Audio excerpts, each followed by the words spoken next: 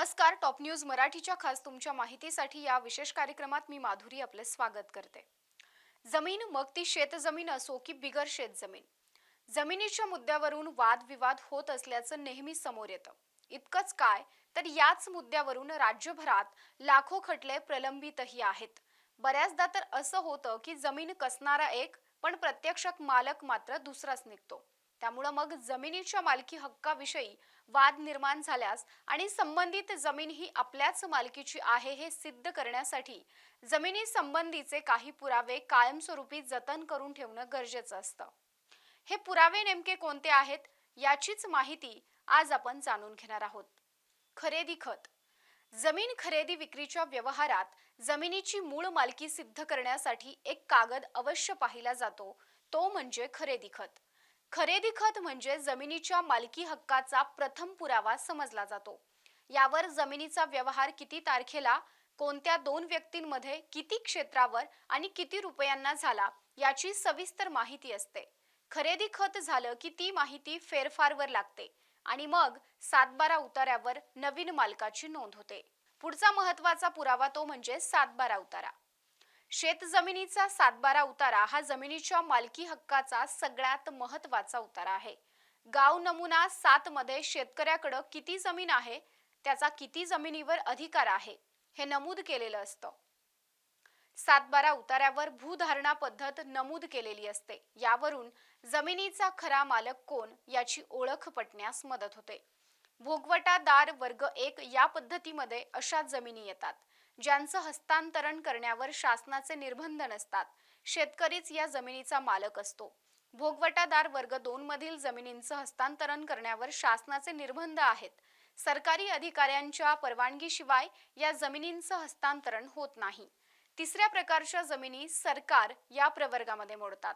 या जमिनी सरकारी मालकीच्या असतात. चौथ्या प्रकारामध्ये सरकारी पट्टेदार जमिनी येतात. यामध्ये सरकारी मालकीच्या पण भाडे तत्वावर दिलेल्या जमिनी असतात. या जमिनी 10, 30, 50 किंवा 99 वर्षांच्या मुदतीसाठी भाडे तत्वावर दिल्या जातात. आता सरकारनं डिजिटल स्वाक्षरीचा 7/12 उतारा ऑनलाईन उपलब्ध करून देण्यास सुरुवात केली आहे. दरवर्षी अपडेटेड 7/12 उतारा काढणं कधीही सोयीस्कर ठरतं. तिसरा महत्त्वाचा पुरावा खाते उतारा किंवा 8. एखाद्या शेतकऱ्याची जमीन ही वेगवेगळ्या गट क्रमांकांमध्ये विभागलेली असू शकते. या सगळ्या गट क्रमांकांमधील शेत जमिनीची माहिती एकत्रितपणे 8 म्हणजेच खाते उतार्यावर नोंदवलेली असते. 8 उतार्यामुळे एखाद्या गावात तुमच्या मालकीची जमीन कोणकोणत्या गटामध्ये आहे त्याची माहिती कळते.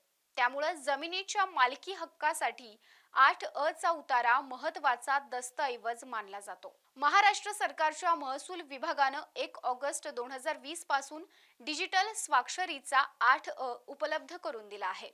दरवर्षी तुम्ही अपडेटेड खाते उतारा डाउनलोड देखील करू शकता. पुढचा महत्त्वाचा पुरावा आहे तो म्हणजे जमीन मोजणीचे नकाशे. जमिनीच्या मालकी हक्कासंदर्भात काही वाद उद्भवल्यास जमिनीची मोजणी केली जाते. जमीन मोजणीचे नकाशे तुमच्याकडे असल्यास तुमच्या त्या जमिनीवरील मालकी हक्क हा प्रस्थापित करता येऊ शकतो. जमीन मोजणीचे नकाशे जपून ठेवणं गरजेचं असतं. एक ठराविक गट नकाशातील शेतजमीन कुणाच्या नावावर आहे, त्या शेतकऱ्याचं नाव आणि त्याच्या नावावर किती जमीन आहे याची सविस्तर माहिती दिलेली असते. तसंच तुमच्या शेताला लागून असलेल्या शेतजमिनीचे गट क्रमांक देखील दिलेले असतात. म्हणजे शेजारी कोणत्या शेतकऱ्याचं शेत आहे तेही यातून कळतं.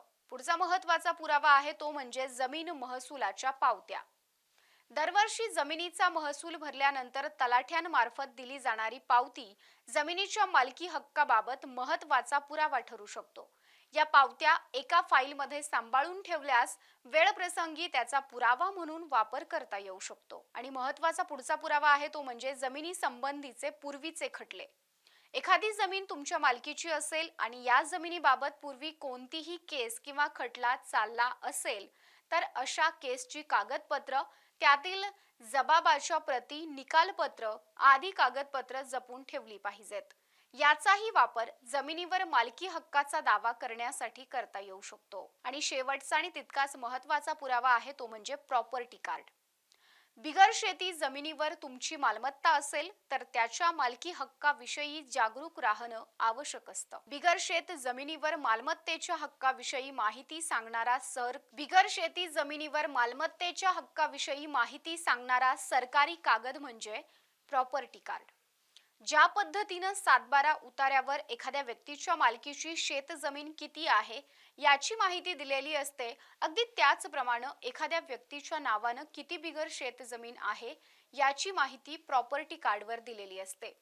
बिगर शेतजमीन क्षेत्रात एखाद्या व्यक्तीच्या नावावर किती स्थावर मालमत्ता म्हणजेच घर, बंगला, व्यवसायाची इमारत आहे याची माहिती प्रॉपर्टी कार्डवर नमूद केलेली असते. त्यामुळे बिगर शेतजमीन क्षेत्रातील स्थावर मालमत्तेचा पुरावा म्हणजे प्रॉपर्टी कार्ड होय.